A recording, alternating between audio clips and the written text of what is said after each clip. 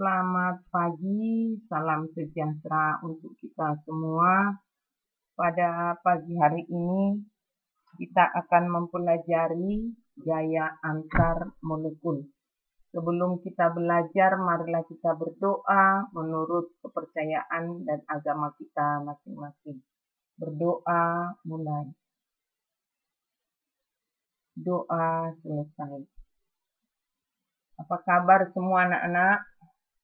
Semoga dalam keadaan sehat walafiat. Pada hari ini kita belajar gaya antar molekul atau gaya tarik-menarik antar molekul yang saling berdekatan. Silahkan amati eskrim berikut ini.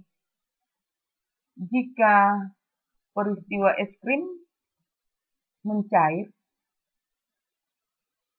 ya, atau zat padat yang sedang mencair,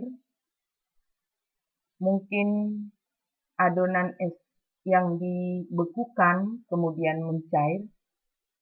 Nah, silakan dulu amati peristiwa yang Ibu sampaikan ini. Menurut kalian, es ini kenapa bisa mencair? Ya. Pasti sudah kalian menjawab sekarang. Ya, karena suhunya sudah naik, berubah. Nah, itu pertanyaannya, pengaruh suhu. Nah, kenapa rupanya suhunya? Nah, dengan suhunya itu, ya, gaya tarik antar molekul tadi yang di dalam zat padat itu, ya, sudah lepas. Jadi dia terlepas gaya antar molekulnya sehingga akan berbeda-beda nanti gayanya dan akan mengalami pencairan. Nah, gaya antar molekul berbeda dengan ikatan kimia.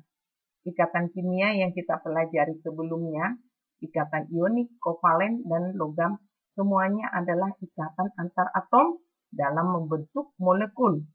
Sedangkan gaya antar molekul adalah gaya tarik antar molekul. Nah, gaya antar molekul kita pelajari hari ini, yaitu ikatan hidrogen, gaya van der Waals, dan gaya London. Ya. Di sini Ibu jelaskan pengertian dipol. Dipol itu dipolar. Ya. Dipolar artinya dua kepolaran, kutub positif dan kutub negatif. Ya. Yang kita sebut senyawa polar. Ya, kita pelajari minggu lalu. Singkatan dari dipolar yang artinya dua kutub. Ya. Ini tadi sudah dijelaskan kutub positif dan satu sisi lagi kutub negatif yang kita sebut sebagai senyawa polar. Nah, perbedaan ion dengan dipol. Dipol, senyawa ion ada ion positif, ion negatif. Nah, senyawa kovalen polar tidak adalah yang memiliki kutub positif dan negatif, sedangkan non-polar tidak memiliki kutub. Kemudian ikatan hidrogen. Ikatan hidrogen yang terjadi antara atom hidrogen pada satu molekul dengan atom lain yang memiliki keelektronegatifan sangat besar, seperti F, O, dan N. Ingat, bedanya dengan ikatan kimia. Kalau ikatan hidrogen, ikatan yang terjadi antar atom hidrogen pada satu molekul. Berarti dia ikatan itu antar molekul, ya. Jadi hidrogen itu ada misalnya di molekul A, ya. Nah, hidrogen yang di molekul A berikatan dengan hidrogen di molekul yang lain. Terbentuk pada senyawa yang memiliki gaya elektrostatistik antara molekul yang sangat besar pada molekul sangat besar. Ikatan hidrogen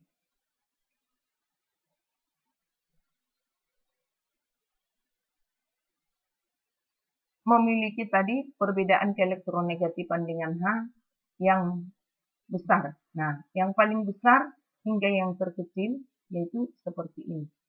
HF, ya, kemudian H2O, NH3, HCl, HBr, CH4, H2S. Ini juga biasakan mempelajari namanya. HF, asam klorida, H2O, air, NH3, amonia, HCl, asam klorida, HBr, asam bromida, CH4, metana, H2S, hidrogen sulfida. Jadi, perbedaan keelektronegatifan yang paling besar adalah HF. Dan yang terkecil di sini H2S. Itu contohnya ya. Dan ini merupakan apa yang di atas ini adalah ikatan hidrogen. HF, H2O, dan NH3. Dan masih ada senyawa yang lain, misalnya alkohol. Nah, ini cara menghitung perbedaan keelektronegatifan. Elektronegatifan H 2,1, F 4,0. Jadi selisihnya atau perbedaannya 4,0 dikurang 2,1. Jadi besarnya 1,9 seperti itu. Nah, pengaruh ikatan hidrogen terhadap titik didih. Titik didih dipengaruhi oleh massa molekul relatif dan gaya antar molekul. Nah, yang kita lihat semakin senyawa yang memiliki ikatan hidrogen akan memiliki titik didih yang besar. A. Massa molekul relatif. Semakin besar MR atau massa molekul relatif senyawa, maka titik didihnya semakin tinggi.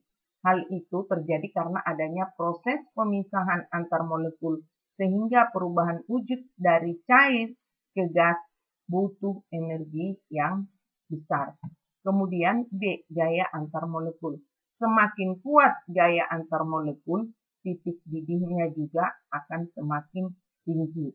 Ya, karena memerlukan perenggangan dan pemutusan gaya antar molekul yang diperlukan itu sangat besar atau energi yang sangat besar. Sehingga ya ikatan hidrogen memiliki titik didih yang tinggi. Ini cara mengetahui ikatan hidrogen. Kita lihat dari perbedaan keelektronegatifan dan titik didihnya.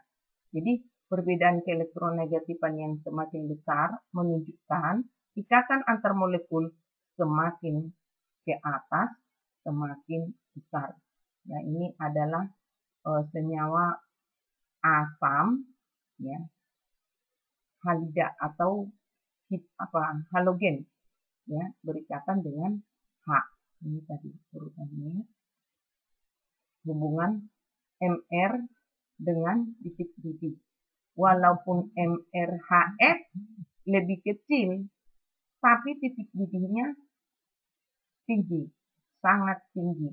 Itu karena perbedaan keelektronegatifan ini tadi. Ya, ini besar MR-nya, tapi karena perbedaan keelektronegatifan yang kecil, ya, dia sangat kecil. Ya, lebih kecil HCl dibanding dengan HBr. Jadi urutannya HCl yang paling kecil, kemudian HBr, kemudian HI, dan HF yang paling besar. Ini tadi yang dibacakan tadi.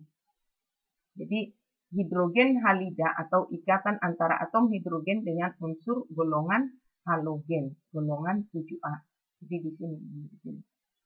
Ya. Tadi mengapa itu terjadi? Karena perbedaan keelektronegatifan. Nah, ini grafiknya ya yang berikatan dengan hidrogen. Jadi di sini. Ini yang memiliki apa? Titik didih yang lebih tinggi. Ini yang termasuk ikatan hidrogen. H2O, HF, NH3. Jadi berdasarkan grafik di atas, hanya HF, H2O, dan NH3 yang memiliki loncatan titik didih besar, sehingga massa molekul relatifnya kecil. Nah, seperti yang lain atau contoh yang lain, ikatan hidrogen adalah R atau ini R-nya ini adalah alkana, ya. Alkana di sini berikatan dengan amina. Ini berikatan dengan aldehid. Jadi ini adalah gugus amina, gugus aldehid, gugus asam karboksilat dan alkohol. Jadi amina, aldehid, asam karboksilat, senyawanya ini merupakan ikatan hidrogen. Kemudian gaya van der Waals. Gaya tarik antar dipol pada molekul polar. Molekul polar memiliki ujung-ujung yang muatannya berlawanan. Nah ini gaya van der Waals. Ada dipol, dipol. Kemudian ada ini kedua dipol, non-dipol, kemudian non-dipol dengan non-dipol yang disebut dengan gaya London. Kemudian gaya van der Waals dipol-dipol terjadi pada senyawa polar yang tidak membentuk ikatan hidrogen. Contohnya HCl, HBr. Kemudian kekuatannya gaya van der Waals lebih kecil dari ikatan hidrogen. Ini gambar dari gaya van der Waals dalam susunan yang tidak teratur. Ini positif, negatif. Tidak teratur. Kemudian pengaruh gaya van der Waals. Gaya van der Waals tidak menyebabkan terjadinya loncatan pada titik didih. Hal ini disebabkan karena gaya antar molekulnya bersifat lemah. Demikian pembelajaran kita pada pagi menjelang siang hari ini, dan semoga anak-anakku sekalian lebih semangat lagi untuk belajar di pembelajaran kimia ini. Nanti tugas akan Ibu berikan dalam link atau link daring sekolah. Selamat pagi dan semangat belajar. Tuhan memberkati kita semua.